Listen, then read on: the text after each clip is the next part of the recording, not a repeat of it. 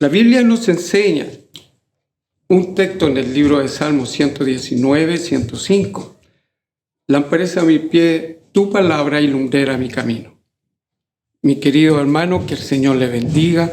Grandemente queremos pasar a la palabra, al mensaje de la palabra de Dios, a cargo de nuestro pastor Miguel Linero. En esta mañana, una de las cosas que revisaremos es precisamente la relación que hay entre el cristianismo y la ética. Dicho de otra forma, también cómo utilizamos el tiempo para hacer lo que le agrada a Dios, el tiempo para hacer lo que es bueno. ¿Y qué es lo que es bueno? ¿Qué es lo que es agradable? Dice su palabra que lo que le agrada a Dios es que le amemos a Él por sobre todas las cosas y, en segundo lugar, que amemos a nuestro prójimo como a nosotros mismos. Una de las cosas que quiero invitarte es a leer, por ejemplo, 2 pasajes de la Biblia para poder comprender y profundizar estos 2 elementos. Por un lado vamos a leer Gálatas capítulo 4 y después 2 de Corintios capítulo 6. Permítame leer Gálatas 4 del versículo 1 hasta el versículo 7. Pero también digo, entre tanto que el heredero es niño, en nada difiere del esclavo, aunque es señor de todo, sino que está bajo tutores y curadores hasta el tiempo señalado por el Padre. Así también nosotros, cuando éramos niños, estábamos en esclavitud bajo los rudimentos del mundo. Pero cuando vino el cumplimiento del tiempo, Dios envió a su Hijo, nacido de mujer y nacido bajo la ley, para que redimiese a los que estaban bajo la ley, a fin de que recibiésemos la adopción de hijos. Y por cuanto sois hijos, Dios envió a vuestros corazones el espíritu de su Hijo, el cual clama, Abba Padre. Así que ya no eres esclavo, sino hijo, y si hijo, también heredero de Dios por medio de Cristo. Quiero detenerme un minutito acá en algunos elementos que son muy relevantes. En primer lugar, el versículo 4 nos habla de el cumplimiento del tiempo. El factor, ¿cierto? Es el factor, quiero decir, más relevante en este tiempo para nosotros, el uso del tiempo. El tiempo de estar en casa, el tiempo de cuidarnos, el tiempo de estar en familia, el tiempo también de valorar aquello que tal vez antes habíamos pasado, ¿cierto? Dejar pasar, como algo sin mayor relevancia. Tal vez corriendo de allá para acá, haciendo muchas cosas, pero ahora valoramos el tiempo. En la Biblia también el tiempo es un factor muy relevante. Cuando dice el versículo 4, cuando vino el cumplimiento del tiempo. Otras versiones dice cuando se cumplió el plazo, ¿ya? O cuando se manifestó el tiempo de Dios. Se habla de tiempo como la manifestación de la voluntad de Dios. Y fíjate que eso está relacionado también con la justicia. Una de las cosas que vamos a ir profundizando un poquito más adelante. En segundo lugar, está el elemento de la adopción. Dios nos adoptó hijos por medio de Cristo. Una de las cosas que veíamos algunos domingos atrás es precisamente la relación que hay entre esto de ser hijo de Dios como condición, ¿cierto? Primero creer en el Evangelio y arrepentirnos de corazón como condición para ser hijos de Dios. Lamentablemente la influencia que nosotros hemos recibido como sociedad está relacionada desde el siglo IV, ¿cierto? La época de Constantino, cuando se decidió a todo o se llamó a todo el imperio de esa época, a todo el mundo conocido, a todo el orbe, cristianismo, ¿cierto? Y se borró la línea divisoria entre los que se convierten al Evangelio y los que simplemente no lo hacen. Se hablaba del cuerpo de Cristo en relación a que toda la humanidad, todo el orbe es el cuerpo de Cristo. Más adelante, en la época de la Reforma, hay un cambio, ¿cierto? Hay un giro al respecto. Y nos damos cuenta que se vuelve a valorar el arrepentimiento de corazón sincero y creer en el Evangelio de Jesús como condición para ser hijos de Dios. Y de eso habla también el relato de 2 de Corintios capítulo 6. Dice la palabra del Señor allá en 2 de Corintios, si me lo permite leer, capítulo 6, versículos 14 en adelante. Somos templos del Dios viviente. El apóstol Pablo también se expresa bastante claro acerca de esto y dice lo siguiente: no os unáis en yugo desigual con los incrédulos, porque ¿qué compañerismo tiene la justicia con la injusticia? ¿Y qué comunión la luz con las tinieblas? ¿Y qué concordia Cristo con Belial? ¿O qué parte el creyente con el incrédulo? ¿Y qué acuerdo hay entre el templo de Dios y los ídolos? Porque vosotros sois el templo del Dios viviente. Como dijo Dios, habitaré y andaré entre ellos, y seré su Dios, y ellos serán mi pueblo. Por lo cual, salid de en medio de ellos y apartaos, dice el Señor, y no toquéis lo inmundo, y yo os recibiré y seré para vosotros por Padre, y vosotros me seréis hijos e hijas, dice el Señor Todopoderoso.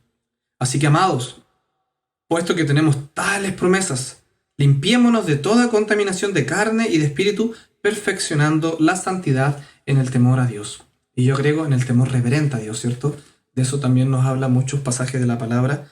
No miedo, no terror, sino que el temor reverente que nos impulsa a amar a Dios y adorarle por lo que Él es.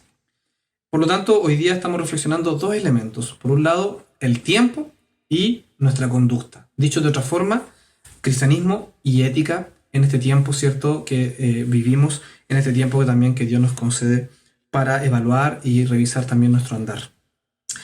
Una de las cosas que encontramos es que ya desde el Antiguo Testamento y también en el Nuevo se describe al pueblo de Dios como un grupo de personas que viven en el mundo, pero que se apartan del mal que hay en el mundo.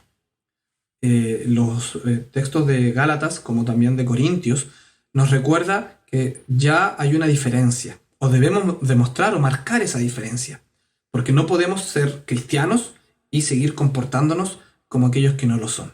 Es decir, aquel que practica la justicia en contraste con aquel que practica la injusticia. Y si usted presta atención en el versículo 14 ahí de 2 de Corintios, capítulo 6, en el fondo lo que está definiendo, ¿cierto?, la teología bíblica es que la justicia es hacer la voluntad de Dios, lo que le agrada a Dios, lo que decíamos al principio. ¿Y qué es lo que le agrada a Dios? Bueno, que le amemos a Él con todo el corazón, que le adoremos y que amemos a nuestro prójimo como nosotros mismos.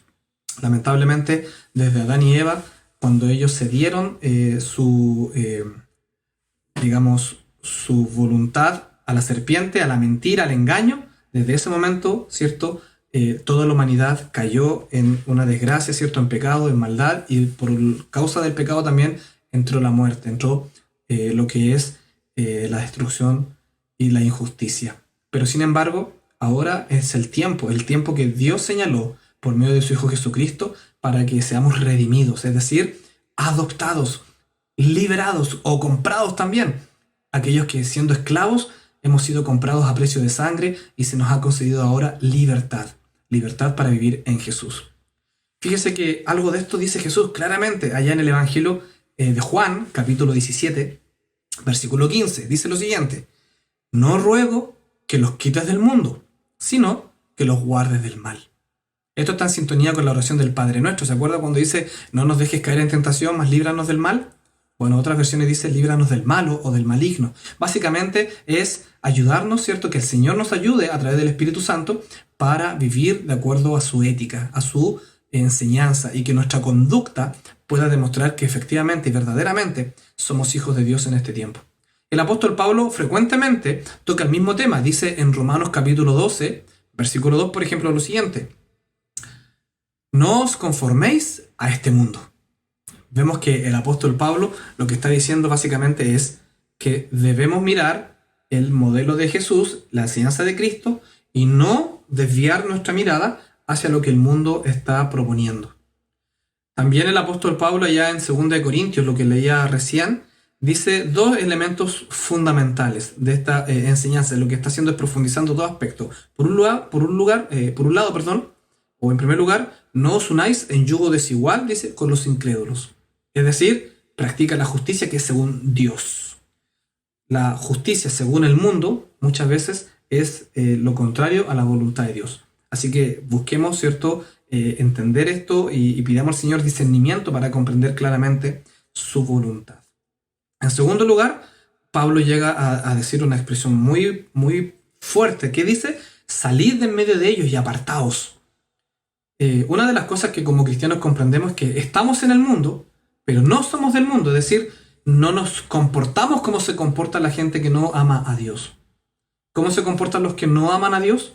Mintiendo, engañando, robando, adulterando y haciendo toda clase, ¿cierto?, de delitos, tanto inmorales, ¿cierto?, como legales. Una de las cosas que como cristianos debemos nosotros realizar es justicia. ¿Y qué significa justicia? Hacer lo que a Dios le agrada. Deber, ¿cierto?, o más bien dicho, pagar nuestras deudas y no deberle nada a nadie, excepto amor y este compromiso de servir y de ayudar a los necesitados.